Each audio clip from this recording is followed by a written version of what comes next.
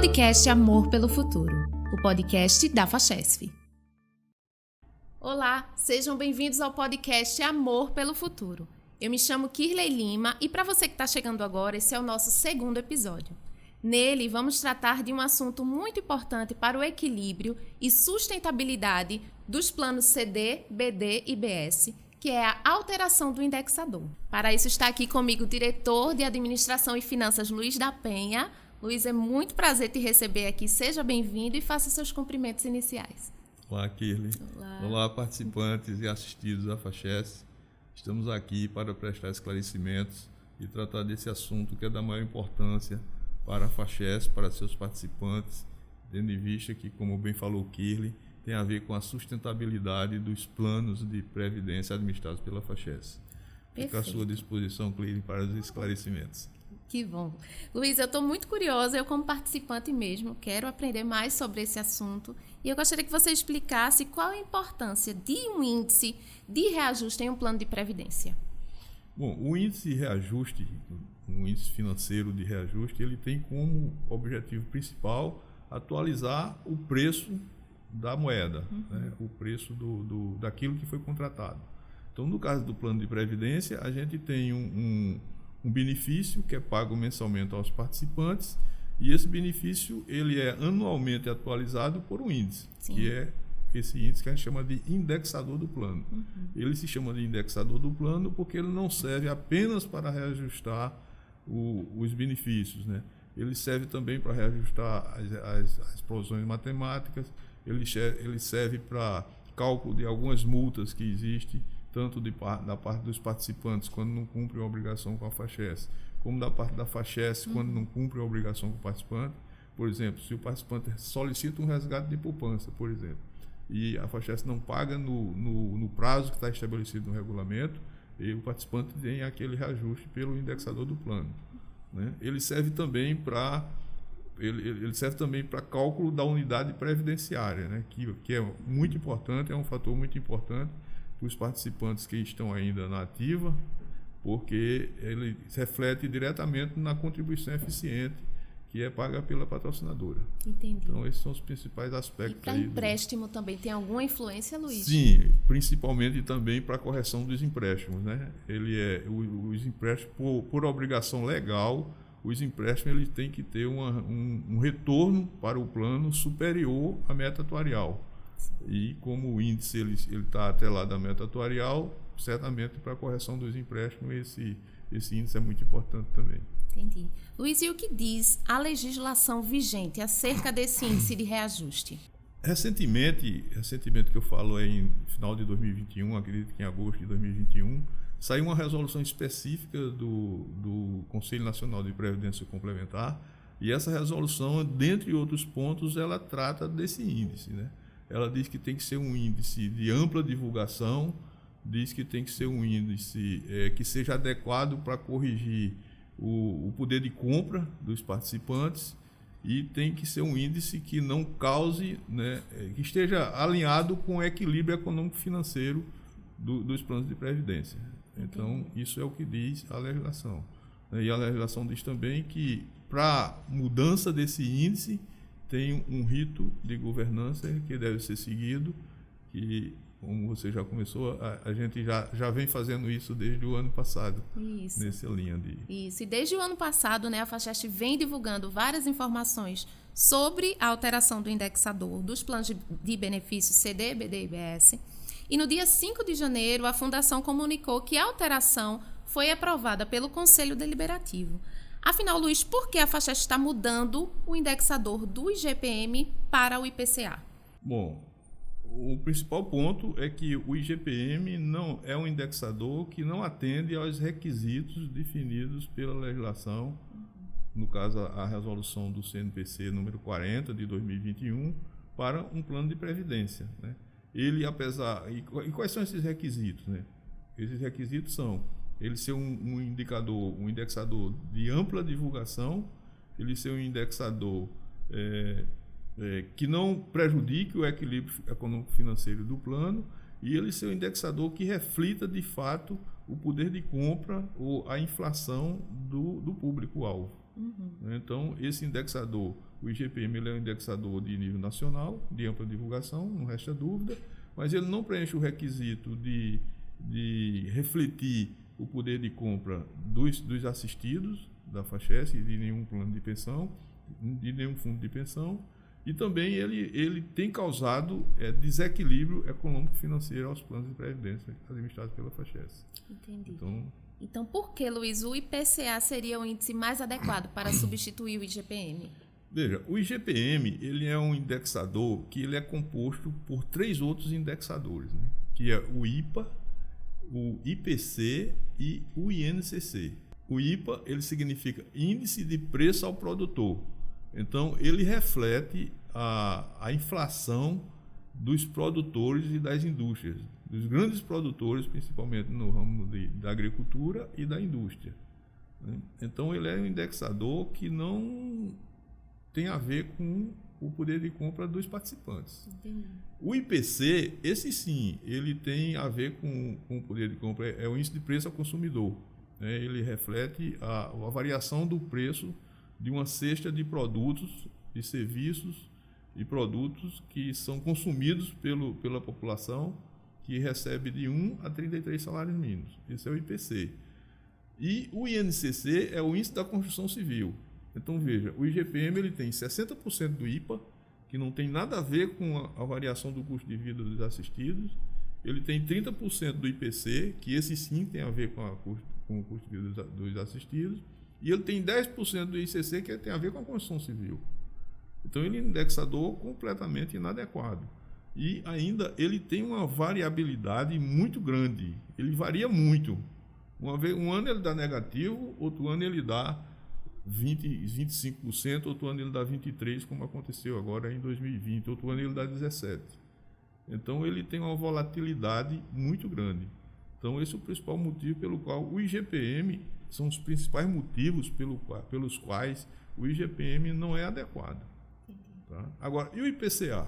O IPCA, ele reflete a variação de preços da cesta de consumo daquela população que ganha entre 1 e 40 salários mínimos. Então, ele tem muito mais a ver, inclusive ele é pesquisado em algumas capitais do Brasil, inclusive em Recife.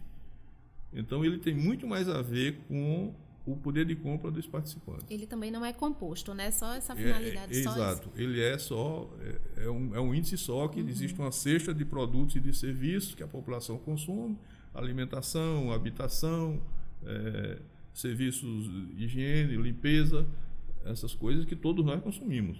Então, ele pega a variação de preço dessa cesta de consumo e se aplica. Ainda quanto à adequação do IGPM, que eu não falei que o ideal é que você tenha os investimentos indexados ao mesmo índice das obrigações. É como se eu vou ganhar em reais e vou ter minhas dívidas em dólar. Essa coisa não vai casar, não vai dar certo. Porque se o dólar estiver estável, tudo bem, mas se o dólar estiver subindo muito, você vai ficar cada vez mais difícil de pagar suas dívidas em dólar, né? Então, o ideal é que a gente tenha os investimentos indexados ao mesmo indexador das obrigações, dos benefícios. Entendi. Né? E isso não acontece com o IGPM, porque o IGPM a gente não tem no mercado desde 2008, que o Tesouro Nacional deixou de comercializar títulos indexados ao IGPM. E títulos privados indexados ao IGPM existem, mas num volume muito pequeno, que não daria para suprir a necessidade das fundações, além do risco, né? Então, esse descasamento entre o que a gente tem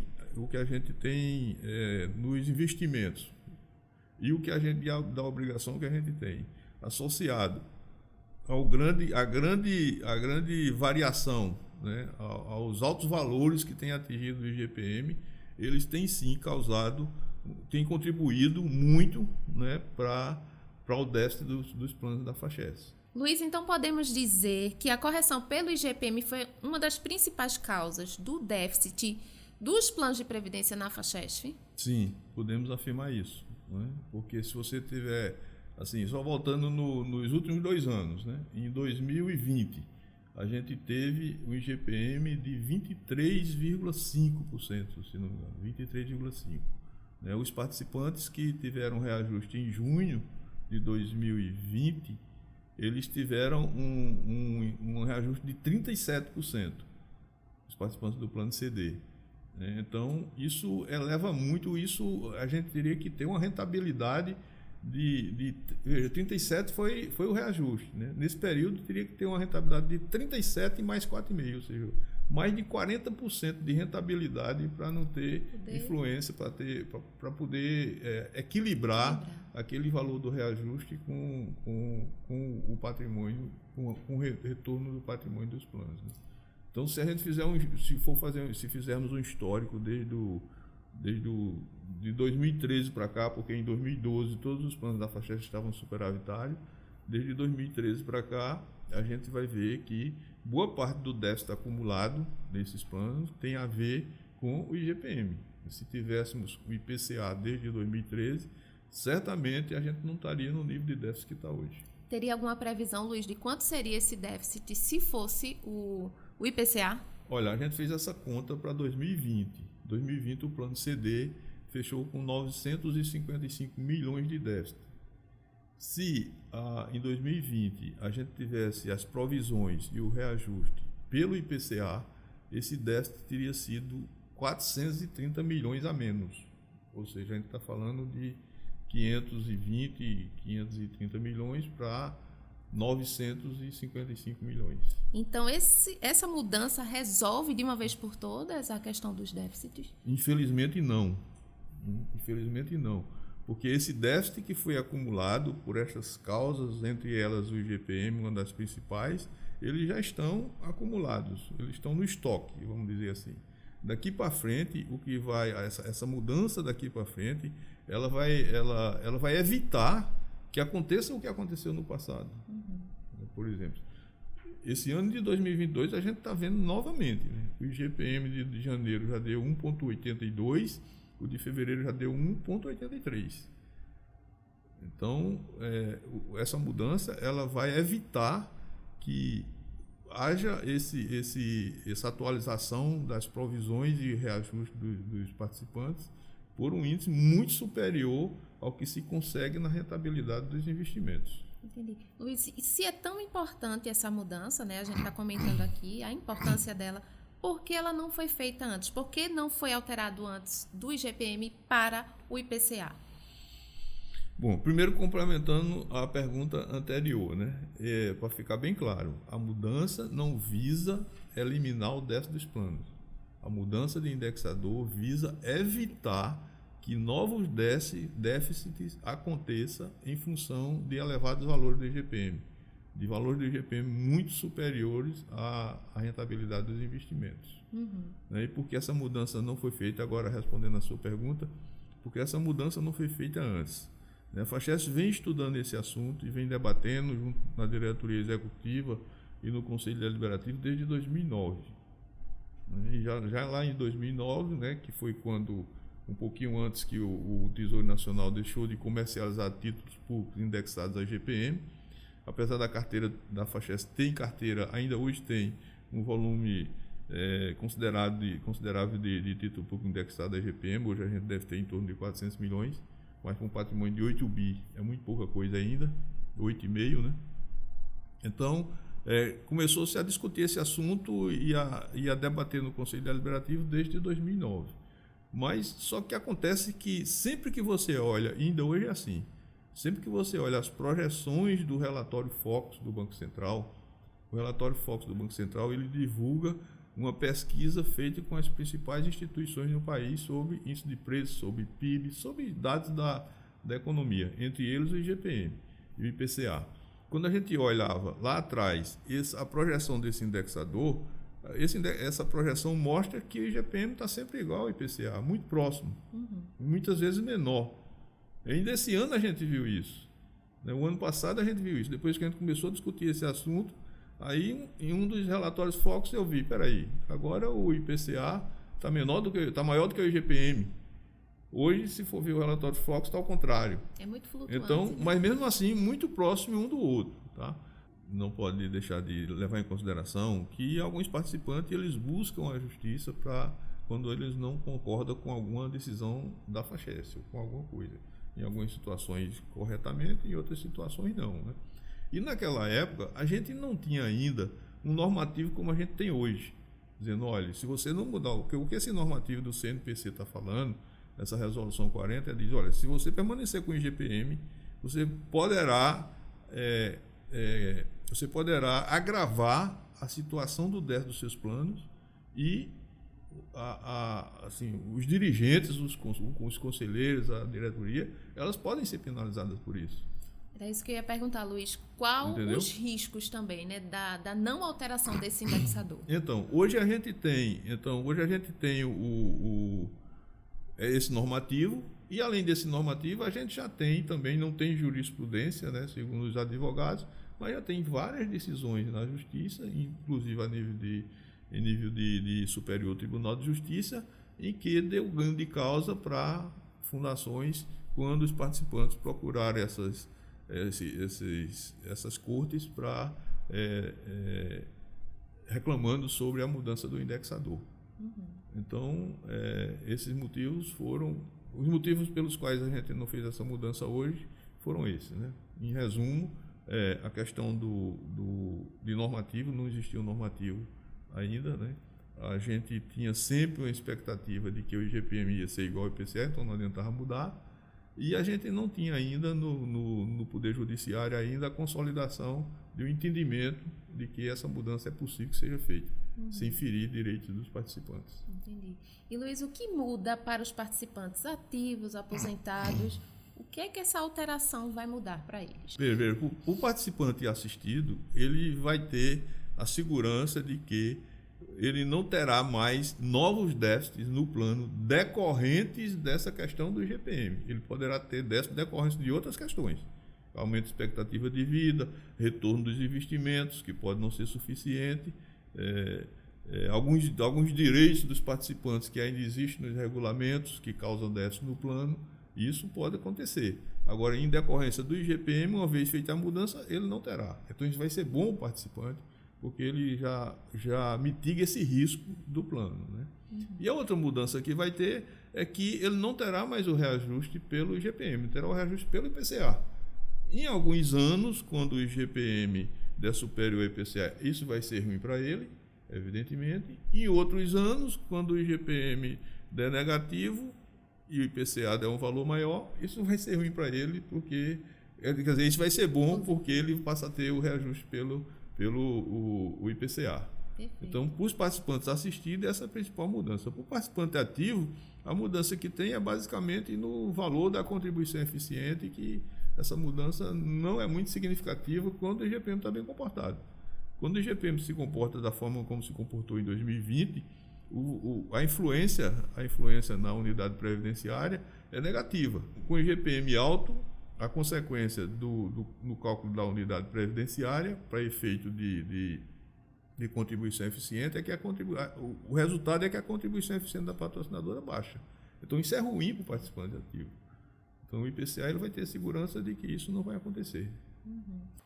Luiz, eu fico pensando também que alguns aposentados podem se questionar, poxa, por que vão trocar um índice que vinha me dando resultados positivos, reajustes bons, por um que não vai me dar um reajuste tão bom na minha suplementação? O que a FACHESF tem a dizer sobre isso?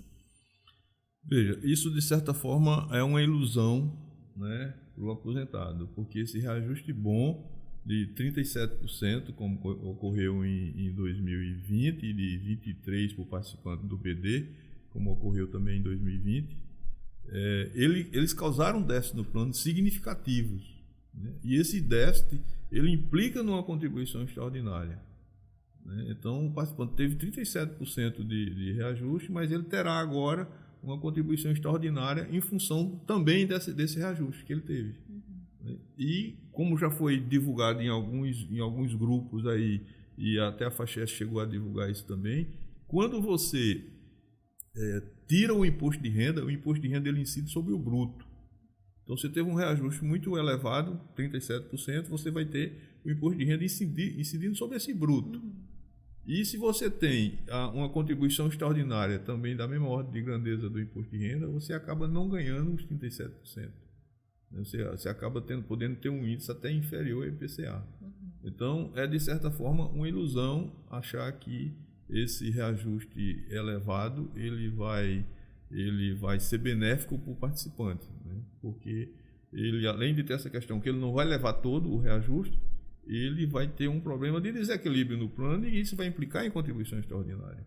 Tem também os empréstimos, né, claro. nesse contexto. Sim, tem também os empréstimos, né, que os empréstimos, como a gente sabe, eles por obrigação também legal, não é uma decisão da FACHES, os empréstimos ele tem que ser indexado ao indexador, esse indexador da meta atuarial.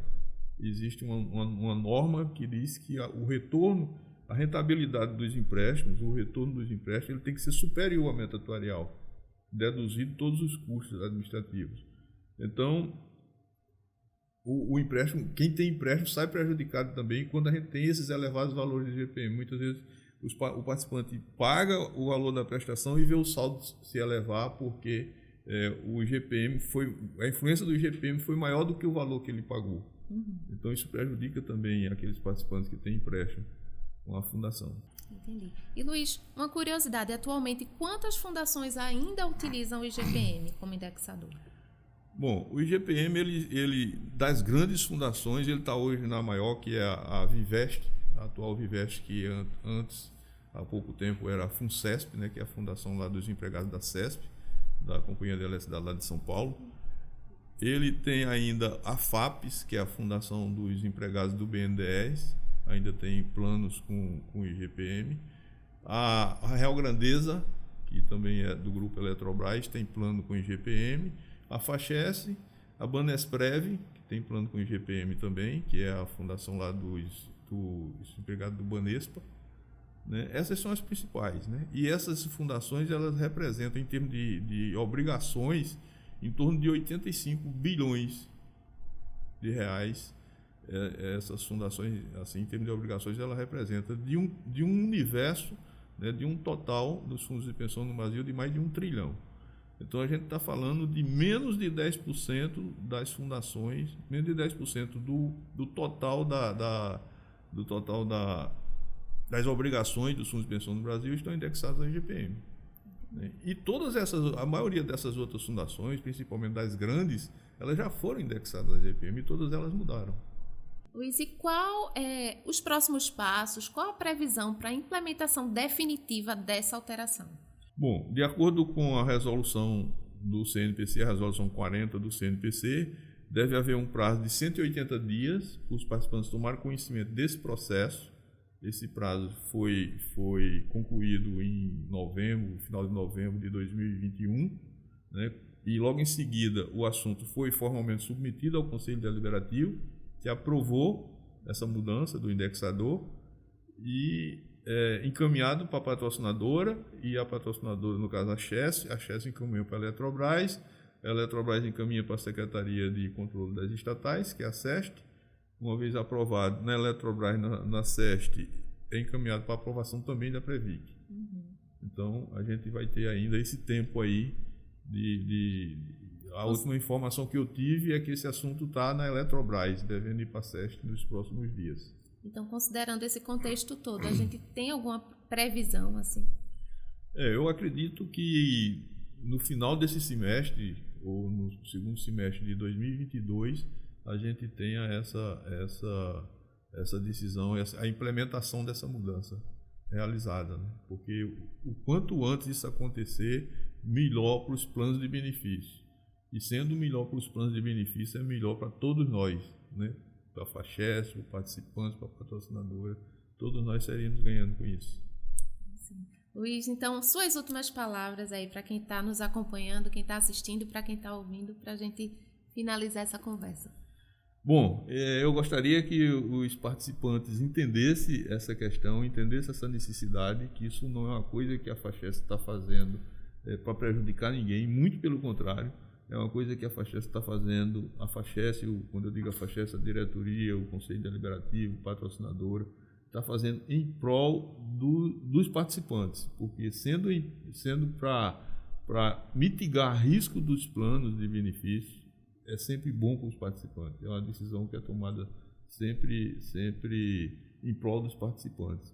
Apesar de alguns participantes não entenderem essa questão, ou entenderem, mas não aceitarem, mas, de fato, a gente tem que raciocinar como se o que é bom para o plano de benefício é bom para o conjunto dos participantes desses planos. Luiz, muito obrigada pelos esclarecimentos. Eu acredito que muitas das dúvidas foram sanadas. E você que nos ouve ou nos assiste, a Facheste disponibilizou um canal exclusivo por e-mail para tirar a sua dúvida. indexadorplanos@facheste.com.br. No nosso site também tem uma aba exclusiva falando sobre esse assunto que você pode consultar. Nos sigam nas redes sociais, nos acompanhe também no Spotify e no Deezer, e o nosso conteúdo de vídeo estará disponível no YouTube. Até o próximo episódio. Tchau, tchau.